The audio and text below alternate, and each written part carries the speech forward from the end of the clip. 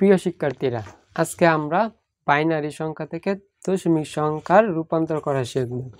যে এখানে আমাদের একটা বাইনারি সংখ্যা দেওয়া আছে, এটার দশমিক সংখ্যা কত হবে। তাহলে আমরা বের করি। এখানে 1 দিলাম, 1 ইন্টু আমরা কত দিব, বাইনারির বেস হচ্ছে 2 এর 2 দিব। এখন এই 1 যে নিয়েছি, এই 1 এর আমাদের অবস্থান জানতে হবে। এই সংখ্যাতে এই 1 এই 1 এর অবস্থান কোথায় আছে, এটা একটা পূর্ণ সংখ্যা। তাহলে পূর্ণ সংখ্যার অবস্থান আমরা কি পিছন থেকে গণে আসবো। এটার অবস্থান হবে 0, আর এটার অবস্থান 1, এটা 2, এটা 3, এটা হচ্ছে 4। তাহলে আমরা এই 1 নিয়েছি, এই 1 এর অবস্থান হচ্ছে 4। তাহলে আমরা এই বেসের উপরে আমরা কি দিব, বাইনারি বেস 2, এটার উপর আমরা পাওয়ার হিসেবে 4 দিয়ে নিব। তারপর আমরা এই প্লাস দিব, এখানে কি আছে 1 দিলাম, 1 ইন্টু বাইনারি বেস 2 এই দিলাম 2। এই 1 যে নিয়েছি, এই 1 এর অবস্থান কত, এই অবস্থান হচ্ছে 3, এই আমরা এটা পাওয়ার হিসেবে 3 দিয়ে নিলাম। তারপর আবার প্লাস, এরপর আমরা কত আছে 0 নিলাম, 0 ইন্টু 2।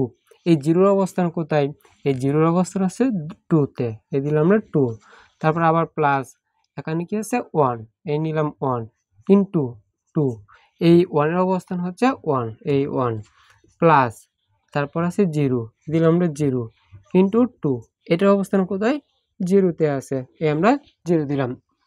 এখন আমরা 2 4 বার গুণ, 2 4 বার গুণ দিলে কত আসে, 2 কে 2, 2 দুগুণে 4, 4 দুগুণে 8, 8 দুগুণে 16। তাহলে আমরা 2 4 বার গুণ দিলে 16 আসে, 16 আর 1 গুণ দিলে 16 কে 16।